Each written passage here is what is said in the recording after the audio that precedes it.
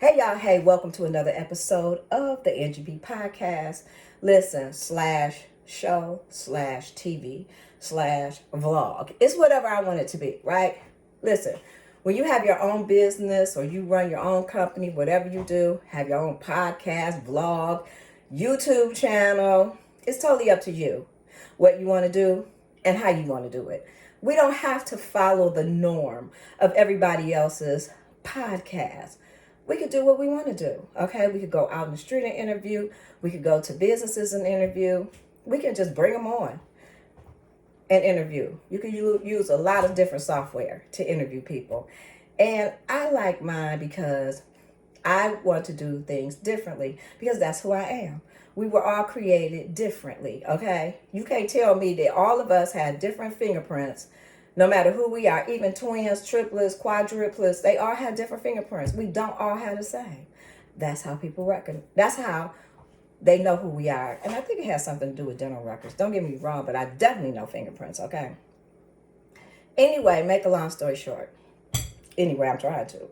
So, again, welcome to the podcast today. This is another episode. Today, I want to talk to you about not counting the money that you don't have. A lot of times in business, we count money that we don't have, especially when you're new in business. If you're just starting out, if you have been in business for like 6 months or 3 months, or you just starting out, even a year, you can't count money that is not in your bank account, all right? And I say that because a lot of times we want to count what we think we're going to get. Even with a signed contract, you cannot count money, okay, that you do not have. So I say that because you have to wait monthly for the money that you're going to get. Now, if you have a contract, right, and it's signed by both parties, that's a signed contract. But you don't have the money yet. So even if you started to work, you don't have the money yet, right? So you start to work, you wait to get paid, right? You don't have the money yet. Let me tell you something. Do not count the money until it's in your account. I know some people will be like, now, on certain reports, if you have signed contracts, right? You have 3, 4, 5, 6, 10, 20,000, whatever. Signed contracts. I said 20,000. Signed contracts. Then you can count the contract amount. Sometimes they also ask to date, what have you made from those contracts? So you haven't made the whole contract. And some of them may not even have started yet. So you can't count that money into what you've already, your accounts, receivables. You can't count that. So I say that because a lot of times when you're new in business, you're excited about it and somebody say, okay, yeah, you can start next week. Or you could start at the end of the week and this is how much the job is and they agree to it. You cannot plan for that money. You cannot spend that money. You cannot do any of that until that money is in your bank. Oh, did I tell you I'm in the kitchen? I told you that, right? Anyway, if I didn't, I'm going to say it again. I'm in the kitchen because a lot of businesses are built from a kitchen. Either a kitchen table or just a home, period. Don't even necessarily have to be the kitchen table. It could be dining room table. It could be the floor of a living room. It could be the floor of a bedroom. Okay, a lot of businesses are built from a home, from a garage. You all know the stories, all right? If you haven't, look them up. Who built big businesses from the garage or from their home? Okay, just look it up. Look it up. It's there. It's all over the place, right? But a lot of stories we do know. And don't despise small beginnings. A lot of us, we get a little discouraged, okay? I mean, shoot, people who've been in business a long time can get discouraged sometimes. But don't quit, all right? Don't quit. And, hey, do have multiple streams of income. But get one started first. Get it off the ground, get it started, and, let it start to move and bring money in. And kind of focus on that business. And then later after that, once you focused on this bringing money in, you got somebody running it or, helping you run it, then the next thing you do, you go ahead and you'll feel something to come. I don't know. These things will just come to you, right? Oh, I need to do this, right? And so it'll just come. And so then that'll be your next stream of income.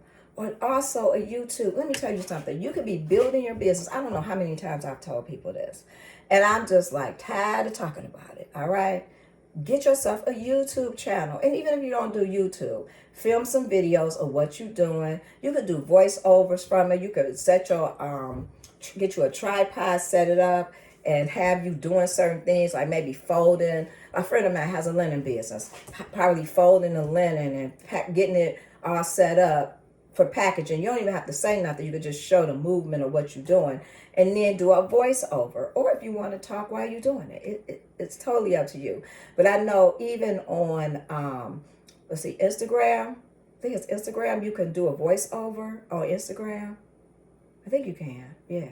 Anyway, but I mean, just things like that, and that's why I don't always want to just talk about construction, even though, construction is my thing.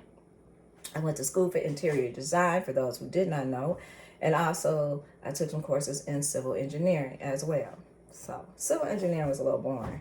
That's how I kind of got into the project management, because I started managing and telling everybody, all the students, what to do, how to mix the concrete, whatever, how to put the stuff in to make the concrete, whatever. Anywho, y'all, so I just wanted to come to y'all today from the kitchen, because one thing you need to know is that you could start a business right at your home, right inside your home. People work out of their home all the time. I know they talking about, well, you need to get a building, or you need to get this, or you need to get that. Listen, these buildings are so expensive now. You're going to have taxes, you're going to have maintenance, you're going to have a lot of stuff to do. And I'm not trying to discourage you, but build your business from your home first, and then as it grow, because you might say, you know what, I don't even really like this. Let me change. I want to do something different. Let me try this. It's nothing wrong with trying things. You know what I'm saying? So I'm just saying, start from your home. Build from your home. It's okay.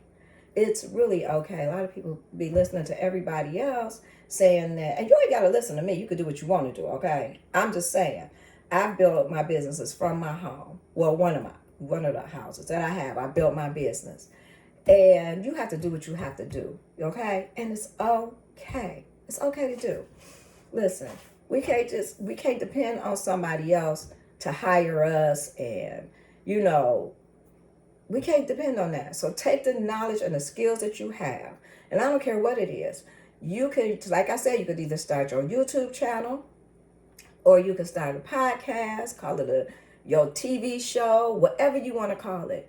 Do you and be you. One of the things that I don't particularly care for when people say I'm faking it till I make it, I don't really like that, because first of all, how you faking it till you making it, and it's you doing it, unless you're being fake about stuff. I don't know what you're being fake about, but how you gonna be fake about going out there getting business? I'm just saying, what you gonna say? I mean, you gonna say, oh yeah, I got $1 million contracts. I'm doing it. That's fake if you don't really have it, and you don't have to talk about what you have if you really have it. Just go out there and say, hey, this is what I do, and if you ever need services, or you need some, what can I do to help you? And give them your card, your business card, or whatever. Take their business card, give them your business card, follow up with an email. I mean, people don't want to go out and just, why do you think people don't want to do it the door-to-door way? That is the best way to do a lot of stuff, right? Like if you have a lawn service company, go to some real estate companies, right? They own a lot of homes, all right? Buildings, homes, everything. If you don't want to start like that, get you some little kicker cards, some little flyers. What the politicians pass out, and I got 1 million of them at my door, right? All of that paperwork, right, that they send out. Anyway, yeah, get you some of those little kicker cards. Put them in different places, for your services. Do it like that if you don't want to go door to door. Because one thing you can't do, don't put that stuff in somebody's mailbox if it didn't come through the mail. You cannot do that. You could put it on the door. You could get the little bags that hanging in and put it on the door if you want to talk about what you do. But you cannot put it in somebody's mailbox if it did not come through the mail. I just wanted to throw that in there. All right, y'all. So until next time, y'all know this is the Angie B podcast /show /TV /whatever I want it to be. Vlogging, talking, and interviewing. So until next time, I'll see you soon. And don't forget about my book. Oh, yeah. Built Under Pressure. It's in Barnes and Nobles, and it's also on Amazon. I actually got a Barnes and Noble copy because I wanted to see how it came out. It was missing a few things at the top and the bottom, but I fixed it, so it hadn't been no orders yet, so I was happy about that. But on my Amazon account, there has been orders. People love to order from Amazon. I ain't mad at Amazon, baby. But Barnes and Nobles, I know you get a discount if you have your Barnes and Nobles membership or whatever. But the Barnes and Nobles, what I will tell you, was a little bigger than the Amazon book, but they still are 8.5 by 11. Let me show you real quick. Hold on, I'm gonna come back.